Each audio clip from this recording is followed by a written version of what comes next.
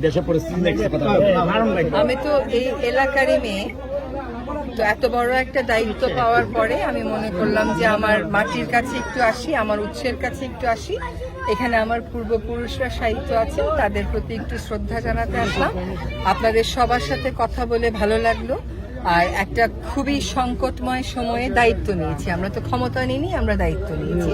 আপনারা দোয়া করবেন এই দায়িত্ব যেন আমরা সফলভাবে পালন করতে পারি এবং দেশ পরিবর্তনে যে স্বপ্নটাই যে আপনাদের মতন হাজারো তরুণেরা দেখছেন, সেই স্বপ্নটা পূরণের জন্য অন্তত যেন আমরা একটা ভালো ভিত্তি গড়ে দিতে পারি। সে দোয়াটা না, আমি এর আগেও এসেছি 4 মাস আগে, হয়তো আপনাদের সাথে তখন দেখা হয়নি, কিন্তু আমি এসেছি। হ্যাঁ, আমরা জানি আপনি আসলে মন্ত্রী কন্যা, যদিও আপনি এখন 4টি মন্ত্রণালয়ের দায়িত্ব পেয়েছেন।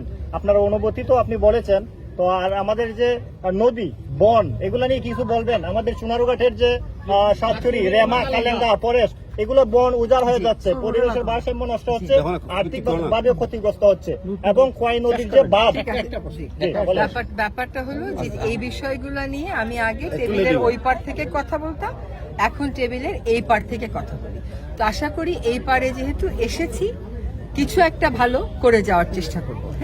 আমরা বনগুলো যাতে ফেরত আসে, খোয়াই নদীর পাড়ের মানুষের যে দুর্ভোগ সেটার কথা শুনলাম, সেটা তো অবশ্যই দেখব। দায়িত্বটা তো মূলত জাতীয়, তারপরেও যেহেতু এটাই আমার স্থান, এখানের জন্য যতটুকু করা যায় নিশ্চয়ই করব। ম্যাডাম, কোনো উন্নয়নমূলক কর্মকাণ্ড কি এখন করবেন আপনারা?